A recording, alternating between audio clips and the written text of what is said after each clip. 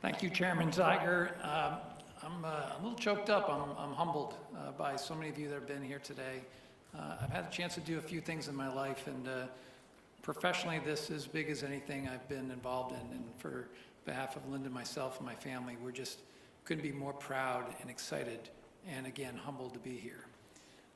Former Chair Hiro Fujita, thank you for the work you've done as the head of our Board of Trustees. Thank you for finding us and bringing us here to know what was here at Ohio State and inspire us to want to be part of this great community. To the rest of the Board of Trustees, thank you for your trust, faith, and confidence in me.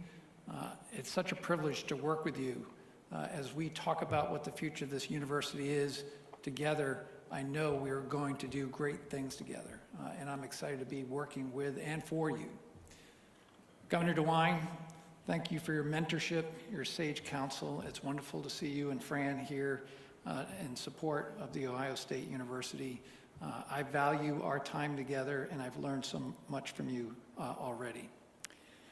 To my family, my wife Linda, we've been married 42 years, 38 years in the Navy, 25 moves or so, all four corners of this country, twice overseas, and 2 moves to the Midwest. And I speak on behalf of both of us. We couldn't be happier to be here, and thank you for being such a great partner in this amazing job that we're taking on. And Chairman Zeiger, thank you for acknowledging Linda. To the rest of my family, Linda's mom, Dr. Beverly Kolahep, is here, our son Christopher, our daughter Brittany, and our husband Nick. And Nick and Brittany's daughter, our granddaughter, Riley Rose, the star of the show, is here today, 1 year old today.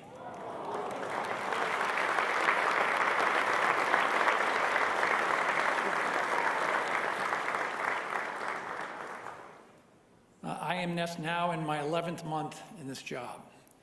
I spent the first 6 months of this job doing what I call a listening and learning tour. I really wanted to understand the history of this great institution, what it means to be a Buckeye.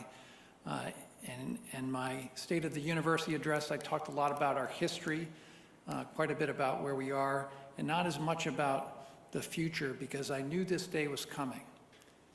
And as much as this is a time-honored tradition, the investiture of a president of a university, I really don't want this day to be about me. This is a day about the future of the Ohio State University. And I've spent the last couple of months working on what that future would look like. And today is an opportunity to articulate just some of that in as abbreviated form as I can. You know, I go back and I think about the humble beginnings of this university, dating back to the Morrill Act of 1862, the Cannon Act, the Ohio State's Act that formed this university in 1870, and then the formation of our first class on September 17th, 1873. 24 students, all in agriculture, 2 women, very progressive for the time, and how they move forward. And then our first military science and tactics course in 1874, 150 years ago. These are the beginnings of our humble land-grant roots. And as I take a look at where we are today, 6 campuses, 117,000 employees, 67,000 students, 8,500 faculty, the largest faculty in the United States of any academic institution. Our reach and our impact is incredibly strong. But what made us successful in the past is not necessarily what's going to make us successful in the future. And as I entered here, I had the privilege and the challenge of building my own team. I hired 4 new regional deans, multiple other deans, a new athletic director, a new head of advancement and planning, and yes, a new provost. So Dr. Ravi Bellamkonda, would you please stand so everybody could acknowledge you? You will be our next provost coming to us in January.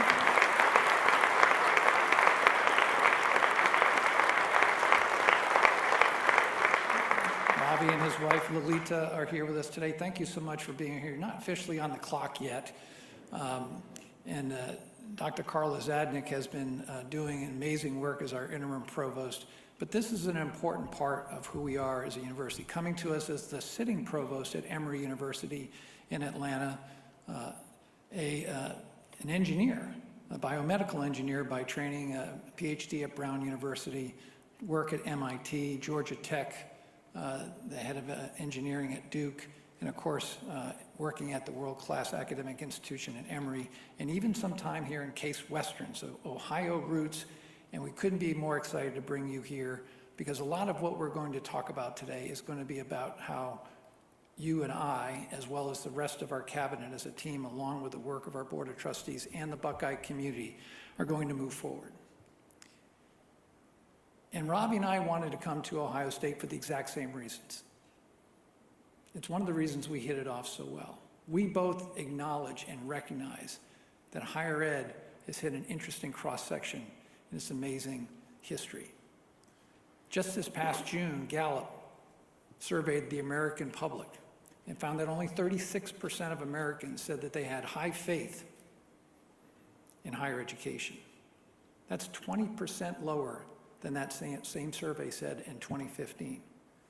Americans have told us that higher education costs too much. They're worried about the return on investment. And on top of that, because of lower birth rates in 2007 to 2009, we're entering into what's known as an enrollment cliff. And the result of that is, since prior to the pandemic, just a mere 8 years ago, we're 1.5 million fewer students in our roughly 4,500 academic post-secondary institutions across the nation today. These are real challenges. And both myself and Ravi, we wanted to come to The Ohio State University because this is the institution that can change that. In fact, the Association of American Universities also surveyed Ohioans just this past summer. And what they told us, and these were not Ohio State graduates, that 72% of them did have faith in Ohio State in making a positive impact in our state. And we're not having trouble getting enrollment. We're up in almost every category. You've read about the largest incoming freshman class, 9,530 of them. But we also grew in graduate studies. We grew in students that are in our medical college, which nationally is down 5%. We're up 6%.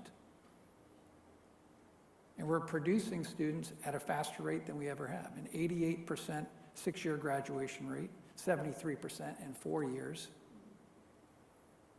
So is Ohio State out of the woods and we don't need to worry about this? Well, we could just keep doing what we're doing. But what made us successful in the past, giving these incredible headwinds, are not what will make us successful in the future. So today I want to share with you what our vision is. And I say our because over the last 10 months, I have been working collaboratively with the entire Buckeye community, faculty, staff, students, alumni, philanthropic donors, our foundations, the business community, the General Assembly, pretty much anybody that would get in front of me and listen to me for a few hours. I wanted to hear their input on what they thought the future of this great institution should be. And after careful deliberation and thinking, I want to share with you that vision, and I want to articulate a little bit about what our future strategy should be. The vision.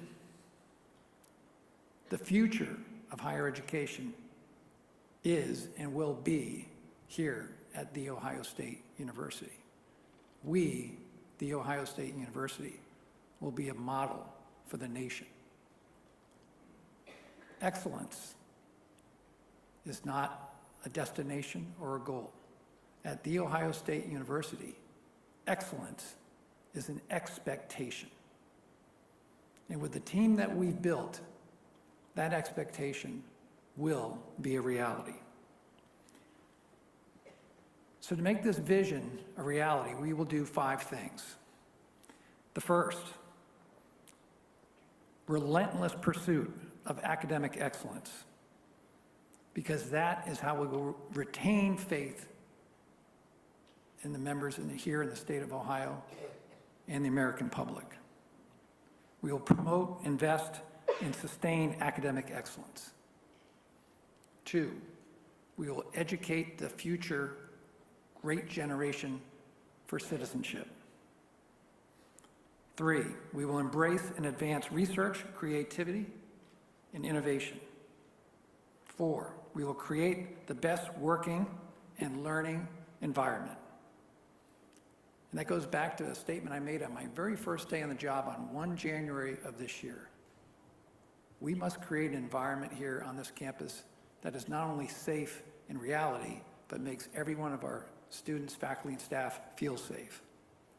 We will continue to attract and retain world-class faculty and staff.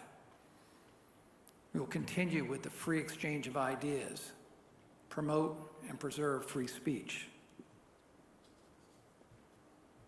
And we will also work on improving student health.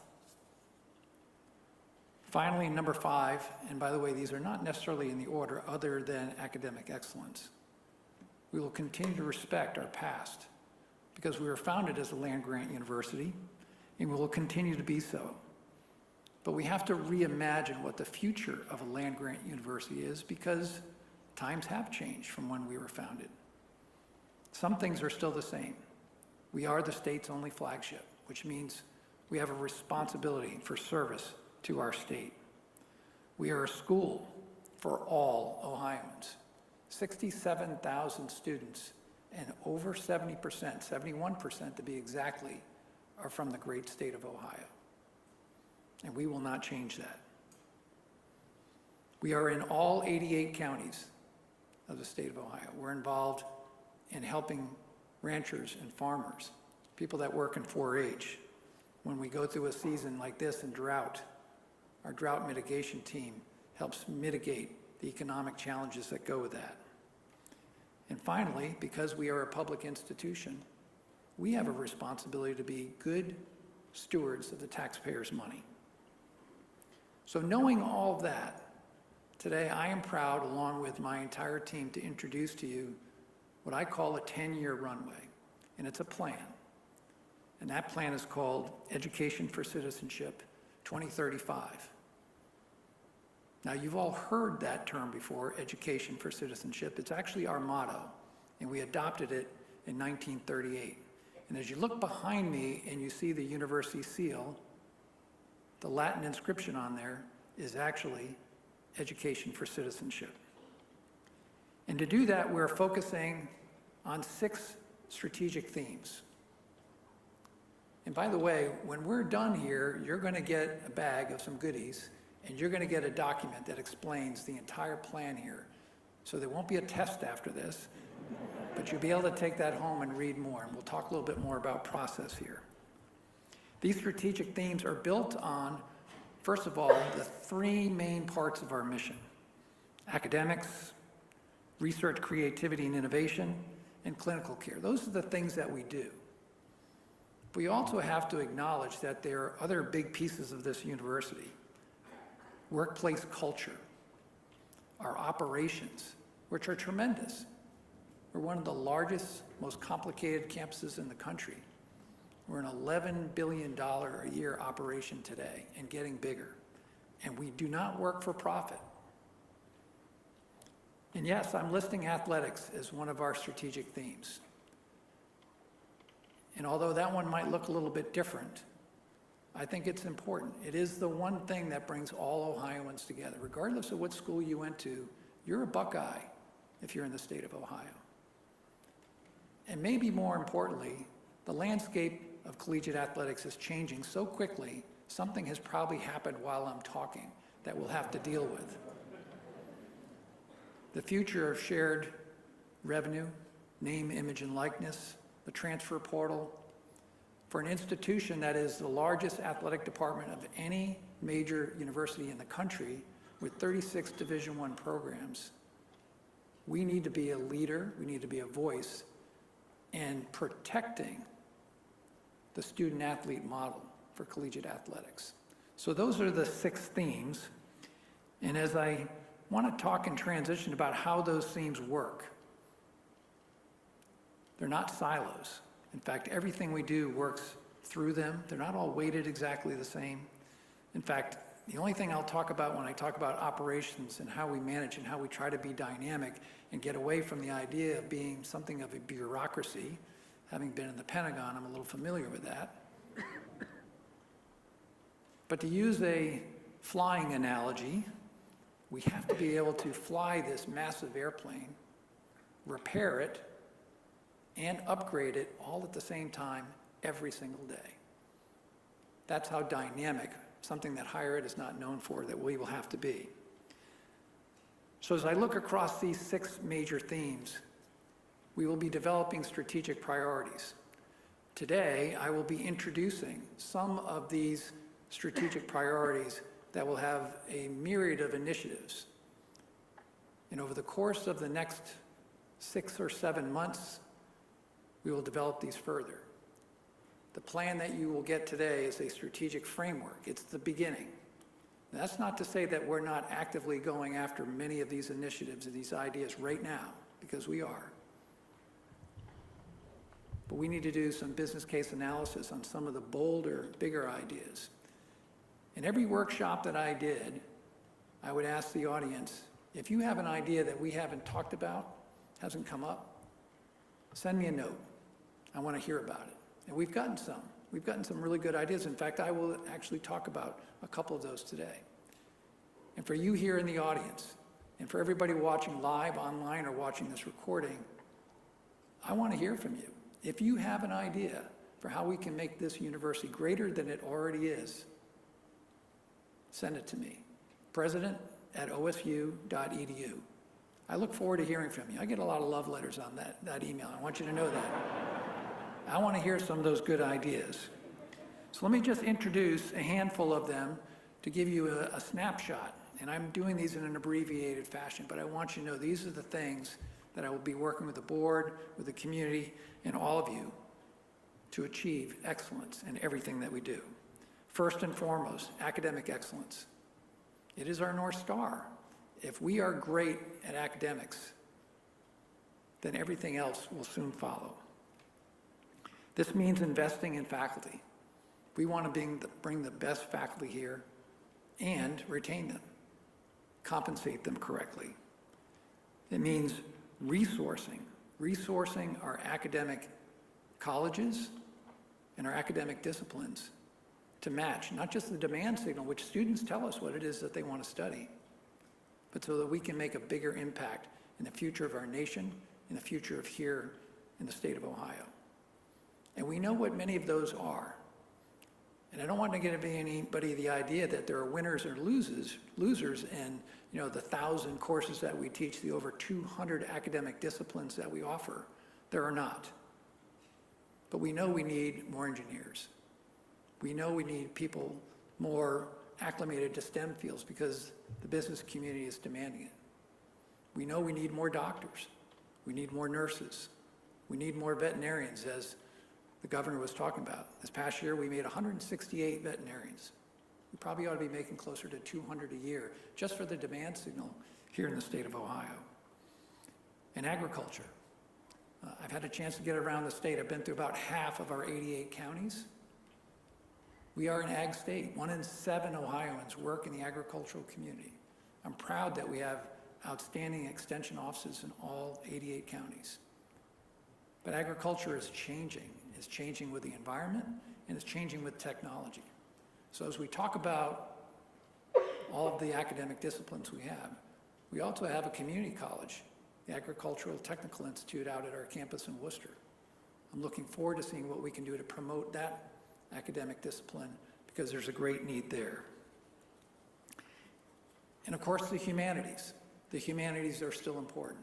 As a son of an English teacher, everything that I do, whether it's technical, whether it touches artificial intelligence, which we'll talk about here in a little bit, it all involves understanding history, the written word, the spoken word, understanding philosophy, sociology. All of those things continue to be very important. And of course, the arts.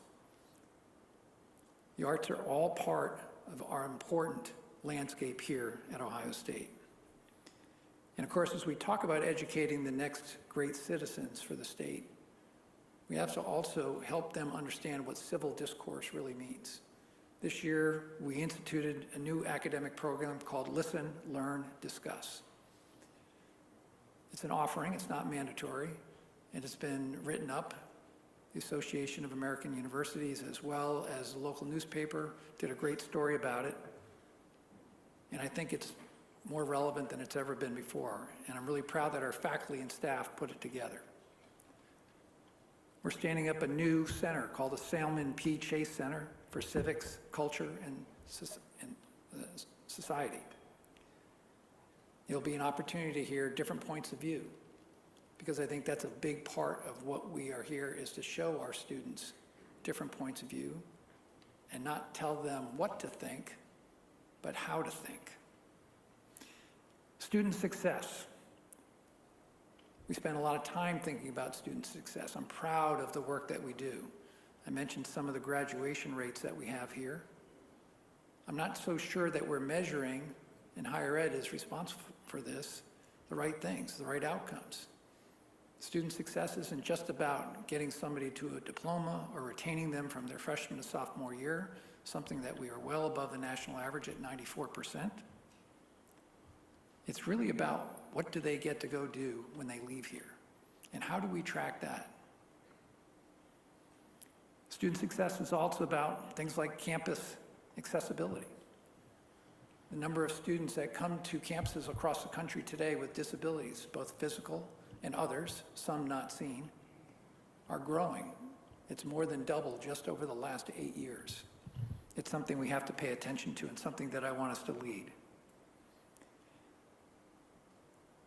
And finally, as I was talking to the many different groups, I didn't get to talk to all 619,000 living alumni. I did get to talk to quite a few of them, but one of the pearls that came to me was, don't forget about us. And they're right, this is one of the largest, most powerful networks of alumni of any place in the country, maybe the world. And they're in every industry. And in most cases, they're leading. So one of our ideas is to create a mentorship program with our alumni and connect them to our students, because our students should know before they graduate that there's an amazing network that's going to help them be successful. Which leads me to my next point, internships. We are very good at getting our best students working with the Fortune 500, the big companies, some elements of federal, state, and local government.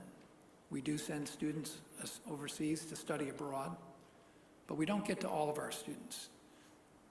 Imagine a scenario where every undergraduate student had a meaningful internship opportunity. And imagine the impact that could have on retaining our best Ohioans, where today, 7 in 10 of our undergraduate students do stay in the state of Ohio for their first jobs. I think we can do better. And I want our students to know what's available. Yes.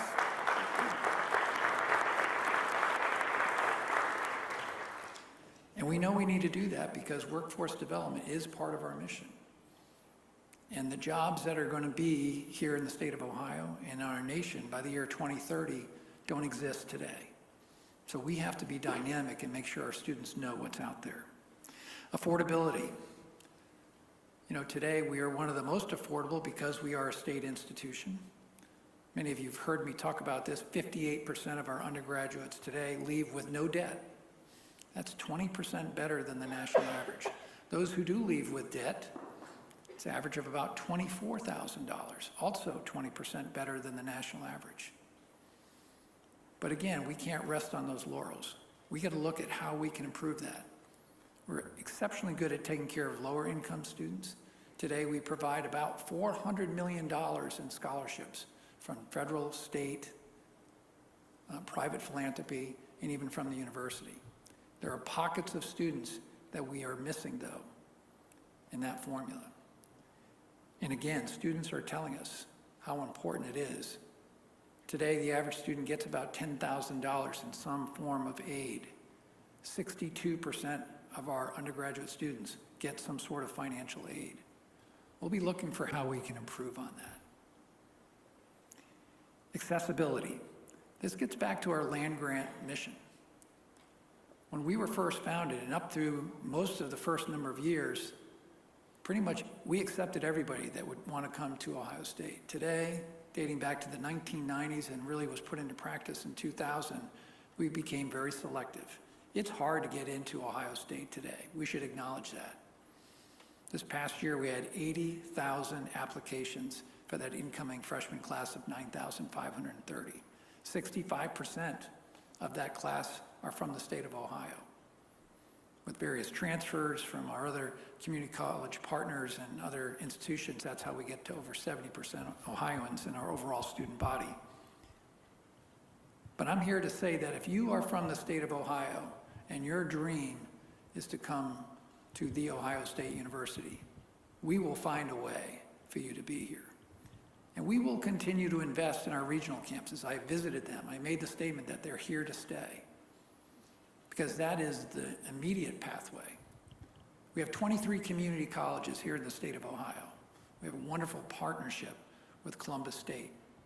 We have partnerships with Tri-State up in Cleveland, and many of the others. I'm looking to improve on those pathways, those 2+2 programs for those students who want to learn a trade but want to finish an undergraduate degree. That will be important for us, and that will be part of how we fulfill our land-grant mission. Clinical care. Over half of our revenue that we work with here is through our Wexner Medical Center. It is world-class. Today, we take care of 23% of all of the population here in Central Ohio. 88 counties in the state of Ohio, 1 in 7 Ohioans are treated at one of our facilities. We have patients from all 50 states who are treated there, and yet we can continue to do more. By January of 2026, we'll be expanding a new tower with 1,700 new employees. And we need to do that because this region, as the governor well knows, is planning to expand. We expect that the Central Ohio region will grow from 750,000 to 1 million more people in population by the year 2050. So this 10-year plan better have some idea of how we're going to be ready for that. We also need to make sure that we're, as part of a land-grant institution, how are we taking care of all Ohioans? Clinical care, dental care, hygiene care. The 32 Appalachian counties in the state are in dire need of doctors, nurses, dentists, hygienists. How will we find our way to make sure that we're taking care of all Ohioans? And then the research that we do. And I'll talk more about research in a larger scale, but on the medical and healthcare side, this is such an important part. The James Comprehensive Cancer Center is an amazing institution. Within the next 10 years, we should be on a clear path to being a cancer-free Ohio in America because of the work that we will do here at Ohio State.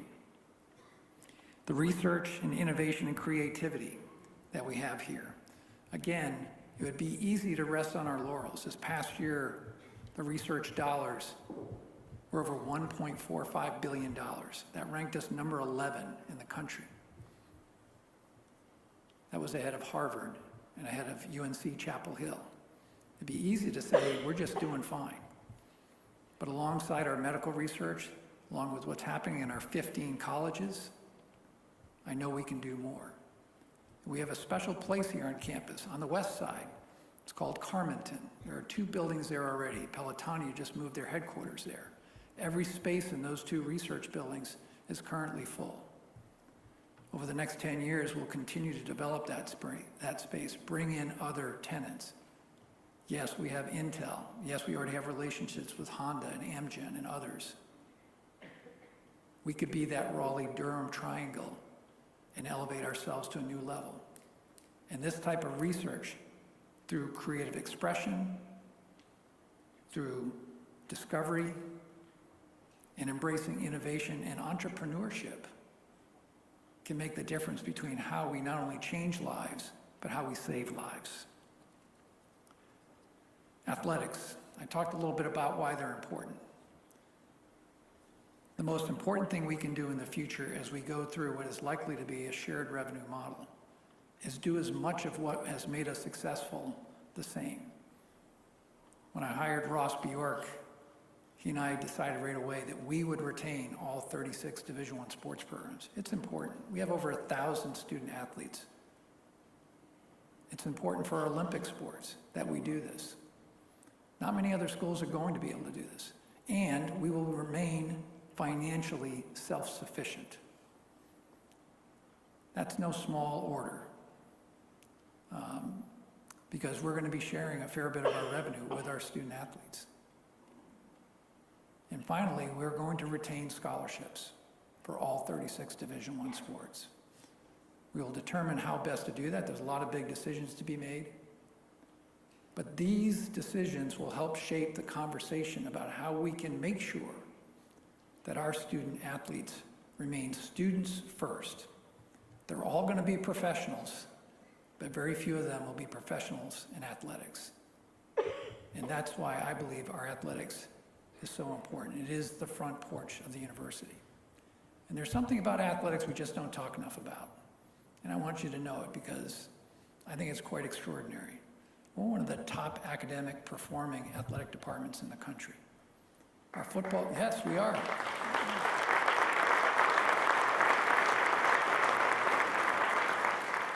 Our own football team, based on the history of their athletic performance, had a 100% score in their academic performance index.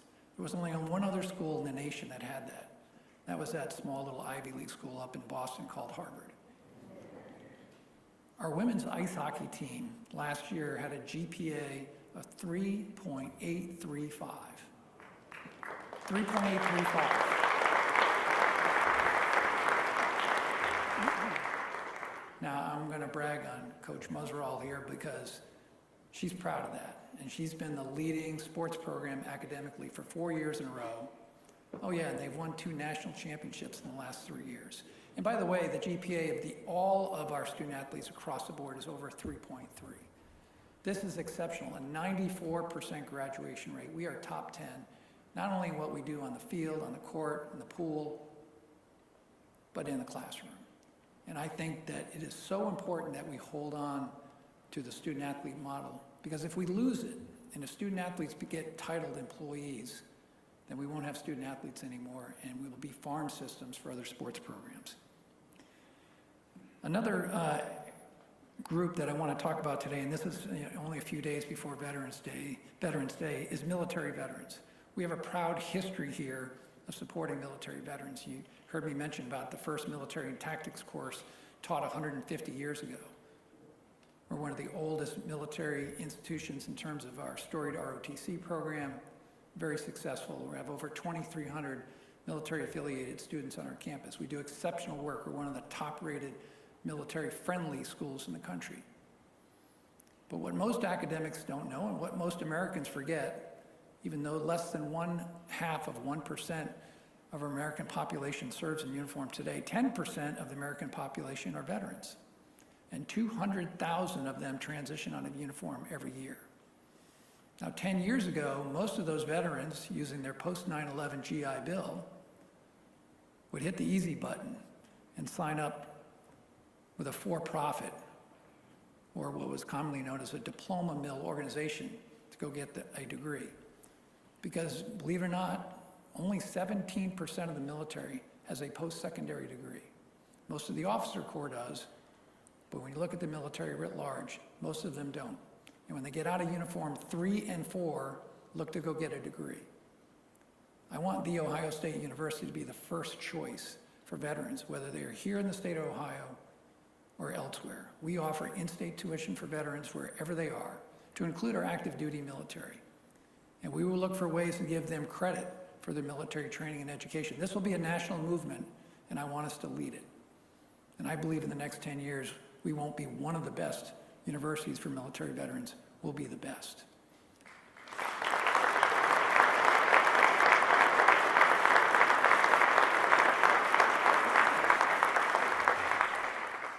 The last item on my list, and there are many others, and I really am just giving you thumbnails. I want to talk a little bit about artificial intelligence. Today in American businesses, only 5% of American businesses are saying they're using artificial intelligence total. 90% of American businesses say they're about to. Artificial intelligence is here. Most of us are not very articulate about what it is, and certainly not about what it's going to be.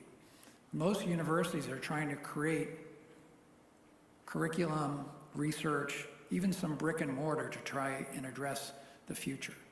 By the year 2028, artificial intelligence will be a $1 trillion business. We here at Ohio State have already invested. 300 faculty have been working as experts in artificial intelligence since 2018. And yet, we're behind. We have pockets that are ready to accelerate us. The Center for Software Innovation is one example from which we can leverage the great work that's being done there. And this has to be done across every single thing that we do. So not just in the engineering curriculum, not just in the STEM-based fields. This will have application in clinical care, in the arts, in the humanities. And the workforce of the future will demand that our students are not just articulate, but fluent in how artificial intelligence works. So we will be investing as well in this. We will explore what it means, how to use this in a cross-disciplinary fashion. And I want us to be the center, the tech hub model for the nation for artificial intelligence. And much of it will be tied to the type of research and development that we're going to be able to do out in Carmenton. There's another problem with artificial intelligence, and that is the energy consumption. To use a single search on ChatGPT today requires 25 times more energy than a Google search.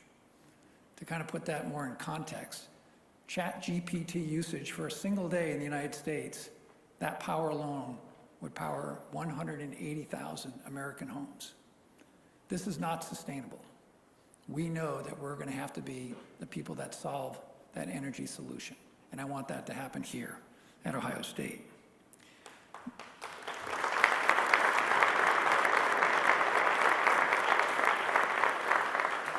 I mentioned education for citizenship. You have to go back to 1938 when we brought that in as our motto. But it wasn't just that moment in time or somebody's just good idea. It was somebody pretty special. In fact, as you came in here today, you may have seen some history on this out there in the lobby. It was the 6th president of The Ohio State University, George Washington Reitmeyer, 2-time graduate of Ohio State, got his Juris Doctorate here, taught here. He was here through the Depression. You can imagine what it must have been like to be running a higher ed institution during the Great Depression, not knowing that Pearl Harbor was around the corner, not knowing that World War II, which would change the world forever, not knowing what the post-war GI Bill would do for Ohio State and this country. But he picked those 3 words because it was mission-oriented. And it was at that critical intersection for higher ed where it needed to change. And that's why I wanted to choose that, and that's why our team decided that education for citizenship is the right mission for us right now. So all of these things that we talked about, we will formulate them together, we will put them in a much more discrete plan. And everything that we say we're going to do will be transparent, we will measure them, and the plan will be dynamic. And on 1 July of 2025, the plan will go into action, and it will last for 10 years. And I'm excited for our future, because excellence is not a destination, it's the expectation. I want to finish with really the words to what I consider the most amazing alma mater song sung in our country, Carmen, Ohio. I know everyone in here that's an Ohio State grad knows it well. We will finish the ceremony by singing it in total. But the words at the end speak to this moment of time in higher education, not just for us here at Ohio State, but what it means to have to go through a transformation. They were written in 1902 by Fred Cornell, a freshman here at Ohio State.